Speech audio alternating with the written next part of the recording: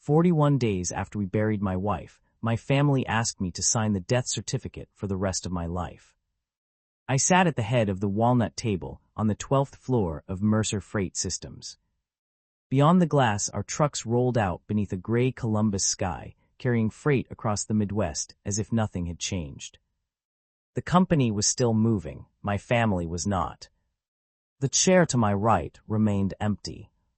It had belonged to my wife, Eleanor. Ellie had not held an executive title in years, but no one had ever taken her seat. Mercer Freight would not have existed without the woman who once kept our books in a blue notebook and slept beside me in the cab of our first truck. Victoria, my daughter-in-law, had asked me to remove the chair. She said it made the company look trapped in the past. I said no. That morning, Victoria sat one place away from it, in a cream-colored suit. My son Daniel sat beside her, staring at his watch. Across from me sat Graham Sloan, the CFO I had hired 22 years earlier, when he owned one cheap suit and had a mother drowning in hospital bills. At the far end of the table sat my 19-year-old grandson, Luke, his injured leg stretched beneath the table. He looked less like an heir than a defendant waiting for a verdict. 4 documents lay before me, an indefinite leave request, a voting proxy granting Daniel my authority, an appointment making Victoria co-trustee of the family trust, and a statement retroactively approving 18 months of pension fund investments. On top rested a gold fountain pen Ellie had given me after our first major contract. Victoria slid the papers closer. Jonathan, the company needs stability. UV suffered a terrible loss. No one blames you for needing time. The company is operating, I said, for now. But a new generation has to lead. Her voice remained soft. Ellie is no longer here to block the transition. The room went silent. I looked at Daniel, waiting for him to defend his mother's memory. He did not. Dad, he said, just sign. We've all suffered enough. I picked up the pen. Victoria's shoulders loosened. Graham closed his folder. Daniel finally looked at me. Only Luke kept his head down. I held the pen above the signature line, then turned toward him. Before I answer, I said, someone in this room needs to tell the truth. Luke looked up pale. The brass handle on the boardroom door began to turn. But to understand how we reached that table with an empty chair, a gold pen, and enough lies to bury a family, I have to take you back 5 weeks. Back to the morning, I made 2 cups of coffee for a house where only one person was still alive. 5 days after the funeral, I woke at 5:17 in the morning because I thought I heard Ellie crossing the hallway. A floorboard creaked. The heating system started in the basement. For one foolish second, I believed she was walking toward the kitchen. Her side of the bed was untouched. Her reading glasses still rested on the novel she had never finished. I had not moved her sweater from the chair or thrown away the bottle of water on her nightstand. Some part of me believed that if I left everything in place, the house might not realize she was gone. Downstairs, I made 2 cups of coffee out of habit. 45 years of marriage turns another person into muscle memory. You remember them with your hands before your mind catches up. On the kitchen table lay Ellie's first company ledger, a faded blue notebook I had found after the funeral. The opening page read, Mercer hauling Jonathan and Eleanor Mercer. Inside were entries from 1986, $17 for diesel, $12 for bread and coffee, $38 for a fan belt. Beneath 1 week, Ellie had written, Calvin loaned us $200. Pay him before we pay ourselves. Then in the margin, a company owes more than banks. It owes the people who believed in it when they had no reason to. The doorbell rang before 10. Victoria arrived with soup and practiced concern. Daniel followed behind her, hands in his coat pockets. She hugged me, called me Dad, and asked whether I had been eating. Daniel asked about my blood pressure and medication. Neither asked how much I missed his mother. After 20 minutes, Victoria placed a gray folder on the table. We hate to discuss this so soon, she said, but the board is worried. The papers looked reasonable at first.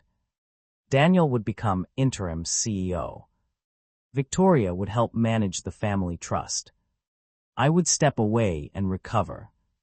Lucas' future would be protected. Then I found the clause buried on page 17. It required me to ratify all alternative investments made by the pension committee during the previous 18 months.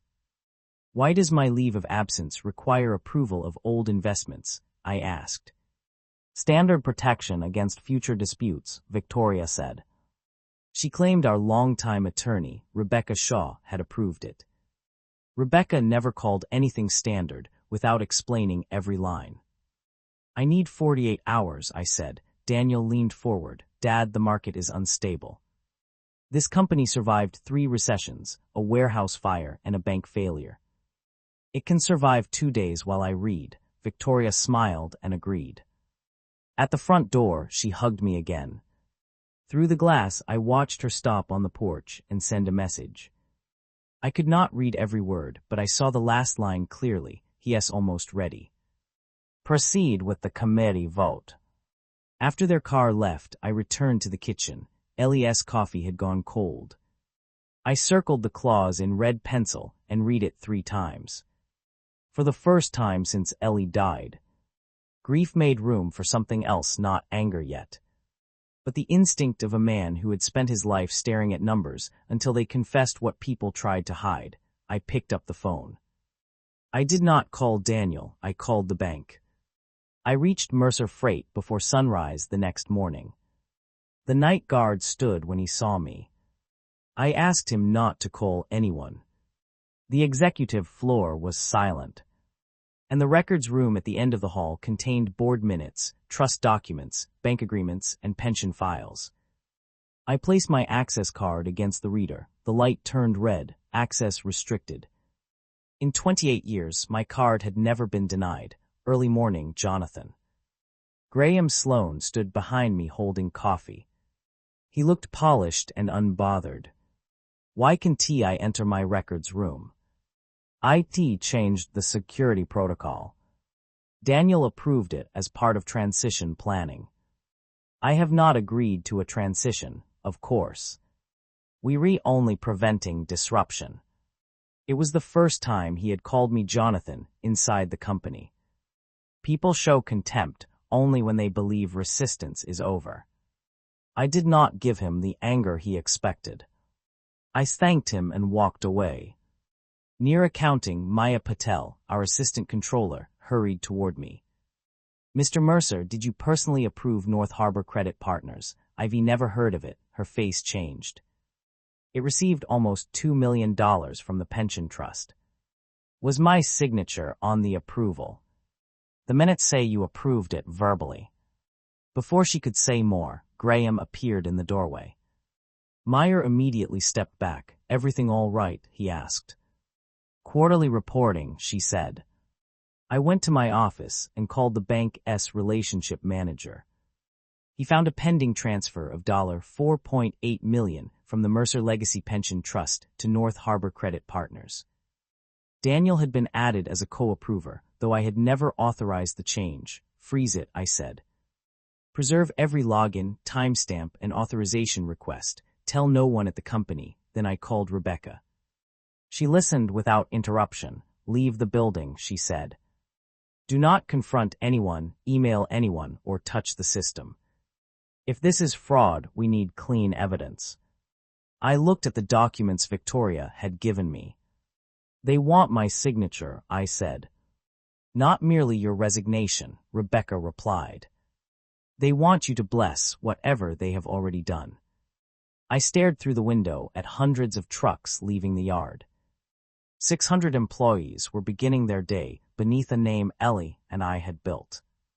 What are they trying to make me approve? I asked.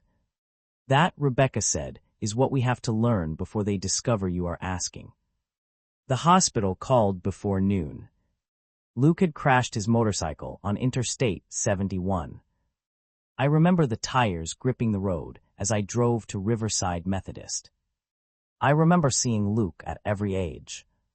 Asleep in Ellie's arms at 3, sitting behind the wheel of our first truck at 9, asking me to tie his necktie before prom. I had begun to question his place in our family only hours earlier. But when someone you love is hurt, DNA is not what comes to mind. You simply pray they live. Luke had a broken femur and significant blood loss, but no brain or spinal injury. Surgery went well. During a private medical update, the surgeon asked whether Luke had ever reacted badly to a transfusion. His blood type is AB positive, the doctor said. I looked at Daniel. He showed no surprise. His shoulders tightened, then relaxed. The hospital must be wrong, he said immediately. We tested twice, the doctor replied. I remembered Daniel's blood type from a childhood surgery, O positive. Victoria had once said she was type A during a company blood drive. Under ordinary inheritance patterns, their child should not be AB. But I was not a physician, and biology has exceptions. Records can be wrong, memories can be wrong. A blood type was not proof. It was only a question. When Luke woke after surgery, I sat beside him. You just aged me 10 years, I said. You were already old, he whispered. Then, still foggy from medication, he said, do you ever feel like people decided your whole life before you knew what you wanted? What do you want? I like fixing things, engines, machines. I don't know if I want the company. Why haven't you said that? In this family, everyone asks whether I am ready to take over. Nobody asks whether I want to. He fell asleep before I could answer. In the hallway, I heard Victoria on the phone. This accident delays everything, she said. Keep the committee under control. That night I opened Ellie's blue ledger and wrote on the final blank page, AB positive is not an answer, it is the first question. Rebecca did not like the idea of a private DNA test. You cannot take an unverified sample into court and call it legal proof, she said. I don't need court proof yet. I need to know what kind of lie I am facing. If we do this, the result is investigative only. It cannot be used to disinherit anyone or humiliate Luke, I understand. Marcus Bell, a former federal investigator who now worked with Rebecca's firm, arranged a discreet comparison using discarded personal items. A week later, he called me into his office. The conclusion was simple. Daniel was not Luke's biological father. There was no dramatic music, no bold television graphic. Just a few clinical sentences on white paper. I sat in my car for nearly an hour while rain moved down the windshield. What hurt was not merely that Luke did not carry Mercer blood. What hurt was that every memory remained true. I had held him the day he was born. Ellie had cried over his hospital blanket. At 5, he had run across the yard shouting Grandpa with complete faith that the word belonged to us. The paper did not erase those moments. It only placed them beside a lie I almost called Daniel. I wanted to demand how long he had known and how he could watch Ellie love Luke without telling her. Then I saw a photograph in my glove compartment, 6-year-old Luke behind the wheel of our first truck, Ellie laughing beside him. Anger makes people careless. I would not turn Luke into a weapon simply because others had used him that way. That evening, while searching Ellie's desk for an older trust agreement, I found an unsealed envelope addressed to Rebecca. Inside was an unsigned draft amendment and a handwritten note. I created the bloodline clause because I feared outsiders would take what we built, Ellie had written, but fear is a poor lawyer. Daniel is our biological son, yet blood alone does not make him worthy. Luke may or may not share our blood. I have never had reason to doubt it, but what matters more is the person we are teaching him to become. I do not want a child pushed out of a family for the sins of adults. The amendment had never been signed. Legally, it changed nothing, but it changed me. The next morning, I placed the DNA report and Ellie's letter before Rebecca. This cannot be revealed in a room full of people, I said. Luke learns privately, and no one uses him against Daniel or Victoria. Even you, Rebecca asked. I looked at Ellie's handwriting, especially me. Marcus called while we were still talking. We traced North Harbor, he said. It is not a real investment fund. The money passes through shell companies, and one of them connects to Victoria's private asset office. The family lie and the missing money were no longer separate mysteries. They were beginning to form one design. Marcus spread the flowchart across Rebecca's conference table. The pension money moved from Mercer Legacy Trust into North Harbor Credit Partners, then through companies registered in Delaware, Nevada, and Wyoming. They had respectable names and no real offices, employees, or investments. Graham had used his position as chair of the Pension Investment Committee to place employee assets into supposed private credit funds. Those funds then paid consulting fees, commissions, and loans to entities he and Victoria controlled. They did not empty the trust in one transfer, Marcus explained. They took smaller amounts over 18 months. The pending $4.8 million was the final and largest move. Rebecca pointed to VMM Advisory Holdings. Victoria Mercer, she said. More than $3 million had already left the pension trust. The documents Victoria wanted me to sign would make it appear that I had approved the strategy and directed the committee. Maya brought us copied reports, emails, and altered minutes. She had warned Graham 3 times that North Harbor's valuations did not make sense. He told me your name was on every approval, she said. He said if I kept asking questions, I would be blamed for ignoring your instructions. Why didn't you ask me?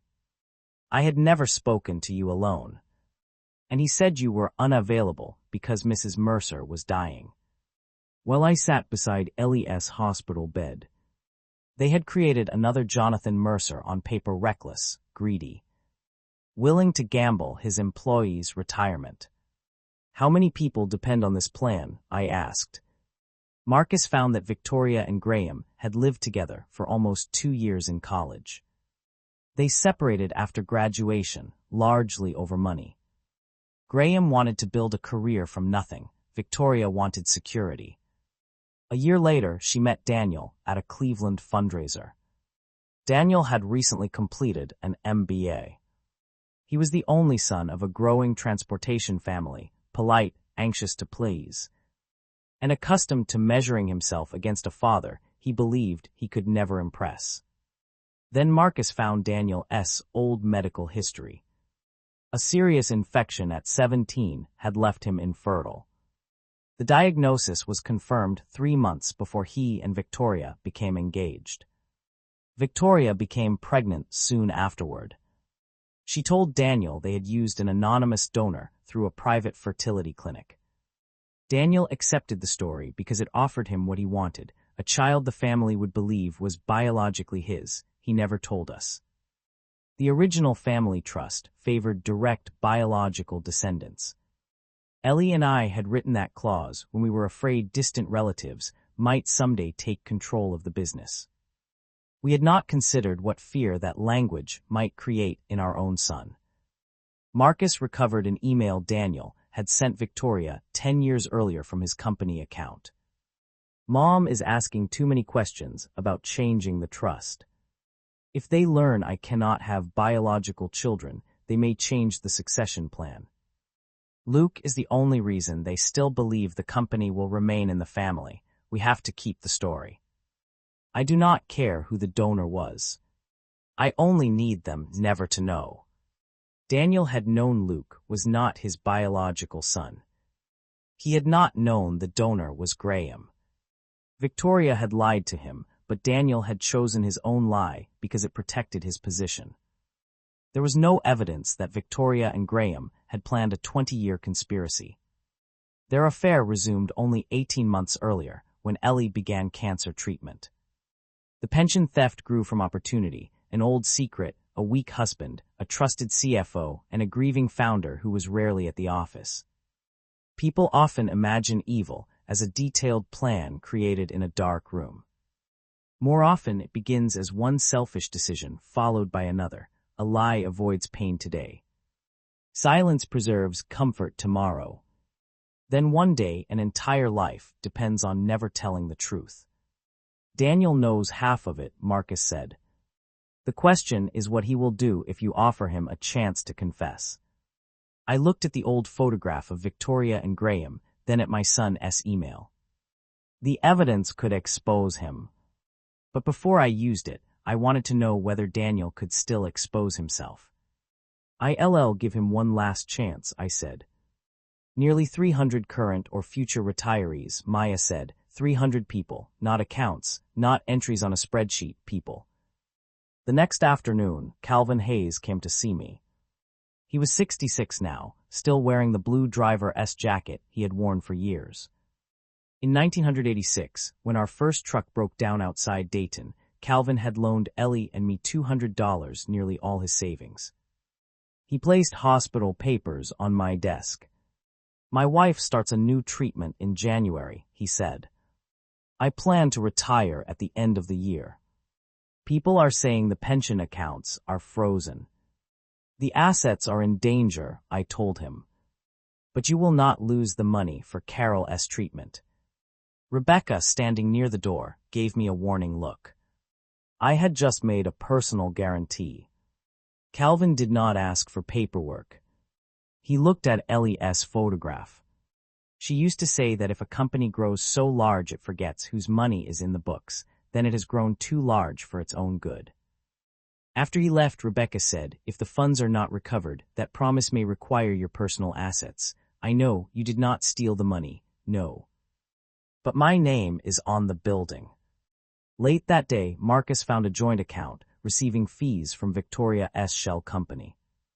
The account belonged to Victoria and Graham. That alone did not prove an affair, but then Marcus placed an old college yearbook photograph on the table. Victoria and Graham stood together outside a dormitory, his arm around her waist. The caption read, Graham and Vicky Spring Formal, 2002. They had not met at Mercer Freight, as they had always claimed. They had known each other long before Daniel entered Victoria's life. I asked Daniel to meet me at the old maintenance warehouse, where we kept our first truck beneath a gray tarp. Ellie had never allowed me to sell it. The day you forget what it felt like to pray the engine would start, she once told me, is the day you begin believing wealth proves you are better than other people. Daniel arrived 13 minutes late. When I pulled away the tarp, the faded words Mercer Hauling appeared on the door. Do you remember this truck? I asked, barely. I remember Mom bringing me here because you were never home. The statement was quiet, not cruel. That made it harder to dismiss. I thought I was working for you, I said. I know. Maybe I never asked what you needed. He studied me, uncertain. What do you need from me now? He asked. The truth, his body tightened, about the trust. The investments, Luke, is there anything you need to tell me before I sign those papers? He looked away. I told him that Ellie had kept every school paper, every baseball photograph, every childish drawing. She had never needed him to run the company in order to love him. You were sure about that, he said bitterly. You both spent my whole life talking about legacy and blood. You brought me to meetings but never trusted me. Mom wrote a trust saying only biological family counted. Then you act surprised that I was terrified of being unable to give you a biological grandson. Part of what he said was true. Ellie and I had confused protection with control. We had built expectations around Daniel without understanding what they did to him. I am sorry, I said. He looked stunned. I am sorry we made you believe your value depended on succeeding me. But fear does not give you the right to lie. It does not give you the right to use Luke or put my name on decisions I never approved. Daniel went pale. This is your final chance, Danny. His phone rang. Victoria's name appeared on the screen. Do not answer, I said. He answered. He listened, said he hasn't signed, and hung up. The frightened son in front of me disappeared. In his place stood a 43-year-old man who had learned to survive by choosing the path of least resistance. You are grieving, he said. Victoria is trying to save the company. Sign the papers and this will all settle down. I never needed an heir, I said. I needed a son who could tell me the truth. His eyes filled, but he remained silent. I waited long enough for him to understand the door was still open, then he walked away. I did not follow him. Love is not cleaning up every consequence before the person you love is forced to see it. As his footsteps disappeared, my phone vibrated. A message from Luke read, "Grandpa, I need to see you. Please don't tell my parents."